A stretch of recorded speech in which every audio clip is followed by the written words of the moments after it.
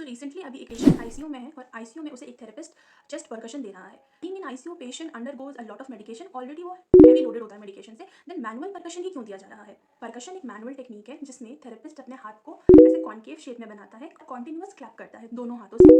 Continuous clapping के इस procedure को परकशन कहते हैं। ये परकशन आप सेंट्रल चेस्ट में भी दे सकते हैं और डिफरेंट डिफरेंट पार्ट्स जिसे हम लोब्स कहते हैं उनमें भी दिया जाता है, including the upper back, depending upon कि आपका फ्लूइड डिपोजिशन ज़्यादा कहाँ पे है, या आपको एक चेस्ट एक्सरे देख के पता चल जाएगा। जब पेशेंट को परकशन दिया जाता है तो उसके लंग्स में जो म्यूकस डिपॉजिट होता है वो पहले थिक फॉर्म में रहता है, बट परकशन देते टाइम और जब परकशन दे दिया जाता है तब वो म्यूकस थिक से लूज हो जाता है, जिसकी वजह से पेशेंट को वो अपने मुंह से या माउथ से स्पिट आउट करने में ईजी होता है। अनदर वे, परकशन देने के बाद पेशेंट को डीप ब्रीदिंग करने के लिए बोले। डीप ब्रीदिंग के दौरान उसकी लार्ज एयरवेज खुल जाएंगी and it will help the loosen mucus to come out through mouth.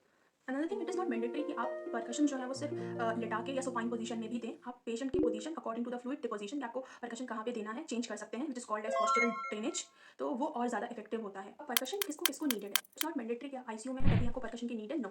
अगर आप एक नॉर्मल पेशेंट है जिसे कफ हुआ है और वो अपना स्प्यूटम नहीं निकाल पा रहा है, देन आप अपना घर में भी किसी से हेल्प लेके परकशन ऊपर कर सकते हैं। और the patient those who have lung infection, then patient who has undergone CTVS, that is cardiothoracic vascular surgeries, और in short heart bypass surgeries, उनके भी आफ्टर सर्जरी बहुत ज़्यादा स्प्यूटम डिपॉजिट होता है। तो उन स्प्यूटम को निकालने के लिए percussion is needed. Then we give a spirometer जिसकी हेल्प से स्प्यूटम उनका निकल जाता है। Another very common condition is COPD, then cystic fibrosis. तो बेसिकली ये सारे कंडीशंस होते हैं जिनमें परकशन की नीड होती है। होपफुली आपका परकशन क्लियर हो गया होगा।